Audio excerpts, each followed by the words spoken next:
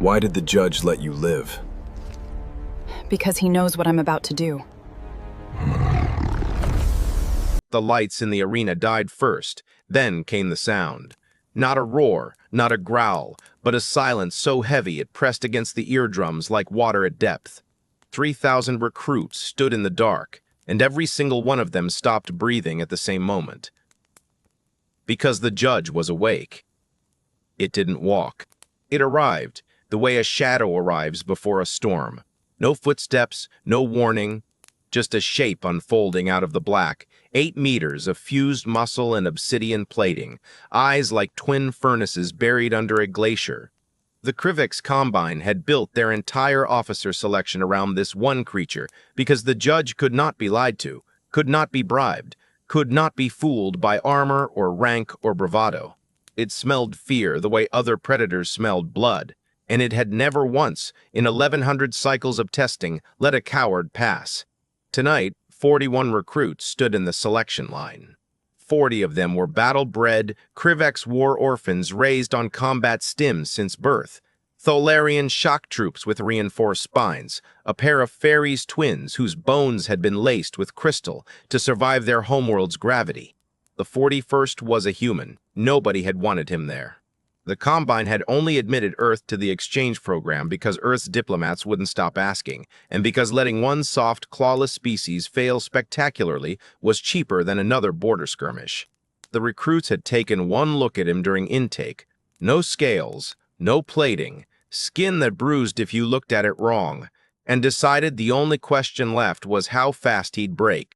His name was Eli Navarro. He hadn't said more than 9 words since he arrived. The judge began its walk down the line, and the arena learned, one recruit at a time, exactly what tested meant. The first Tholarian lasted 4 seconds. The judge simply looked at him, didn't growl, didn't move, and something in his hindbrain gave out.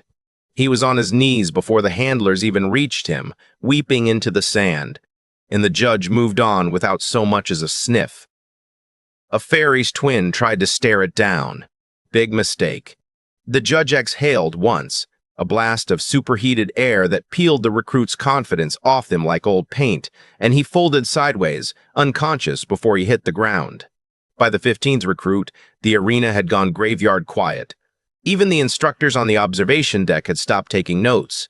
Commander Vale Sorrenta, who had run this selection for 31 cycles and watched over 4,000 recruits go through it, found herself gripping the rail. "It's faster tonight," she murmured. "It knows something's coming." Her adjutant, a lean Ashani officer named Threll, didn't answer. She was watching the human. He hadn't moved. Not a shuffle, not a swallow, not the tiny, full-body flinch every other recruit did as the judge's shadow crept closer down the line. He stood like he was waiting for a bus. "He's not even scared," Threll said. "Should he be scared?" "Everyone's scared," Vale said. "The ones who last are the ones who move anyway." "He's not moving at all." The judge reached Recruit 30, Recruit 35, Recruit 39, a decorated war orphan, with 3 combat tours already logged before selection even began. And the judge put him on the ground with a single feint, a snap of jaws that stopped a hand's width from his throat. The recruit didn't get back up on his own. Then there was nothing between the judge and Eli Navarro. It stopped. For the first time in 1,100 cycles, the judge stopped before reaching a recruit 5 meters out, head low, nostrils flaring, reading the air like it was trying to solve a puzzle it had never seen before. "What is it doing?" Bro whispered. "I don't know," Bale said, and that admission alone made half the observation deck go cold. Bale Sorrenta always knew. The judge closed the distance slower than it had for anyone else. Each step ground stone to powder beneath its claws. It circled Eli once, twice, its massive head dipping low enough that its breath fogged against his jacket, and still he didn't move. Didn't blink more than a normal human blink, didn't so much as adjust his stance. Then it did something it had never done in 1,100 cycles of testing. It lunged, full speed, jaws wide enough to take his head off, and stopped a centimeter from his face. The arena held one collective breath. Ely looked it directly in the eye and said, very quietly, The first sentence anyone had heard him speak since he landed on the station. "You're not the worst thing that's ever tried to eat me." The judge froze. Then, and 1100 cycles of recorded history had exactly zero precedent for this. It lowered its head to the ground. Not a bow. A full submission, the kind predators only give to something they've decided is above them in the order of things. Nobody breathed. Nobody spoke. Somewhere on the observation deck, a data slate hit the floor, and nobody bothered to pick it up. "Explain," Commander Vale said, 20 minutes later, standing over Eli in the debrief chamber while the judge lay curled just outside the door, refusing, for the first time in its recorded existence, to return to its enclosure. Eli shrugged. "Nothing to explain." I stood still. "The judge has never submitted. Not once.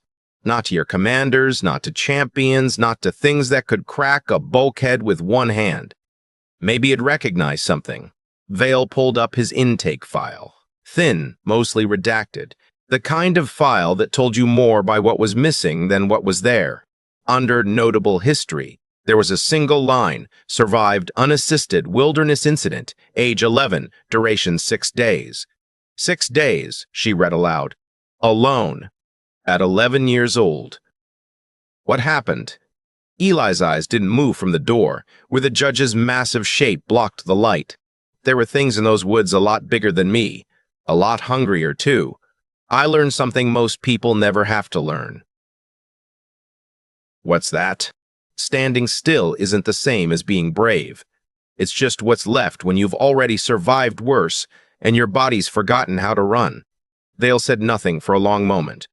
Then she did something she'd never done for a recruit in 31 cycles. She sat down across from him like an equal. "The judge doesn't test strength," she said quietly. "It never has. It tests whether there's anything left to break. And tonight, in front of 3,000 witnesses, it decided there wasn't anything left in you to break." Outside the door, low and rolling like distant thunder, the judge made a sound the sensors had never logged before. The translation matrix flagged it, hesitated, then rendered 3 words onto the screen: Alpha, Aknoel D. Ged, Fo Lone. By morning, the story had reached every deck of the station. The human who made the unbreakable creature kneel. Recruits who had laughed at his soft skin during intake now went quiet when he walked past. The Fairies twins, the Thalarian shock troops, even Commander Vale herself found themselves watching him a little differently, the way you watch a locked door after learning what used to be kept behind it. Eli didn't ask for the attention. He didn't want the title the Combine tried to give him. Didn't want the reclassification stamped across his file in red. Psychologically atypical threat assessment. Recalibrate.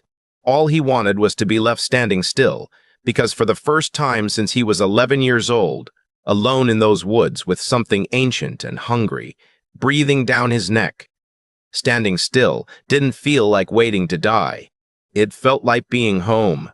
And the judge, the creature bred across 1100 cycles to find the one thing every living being tries to hide, never left his side again.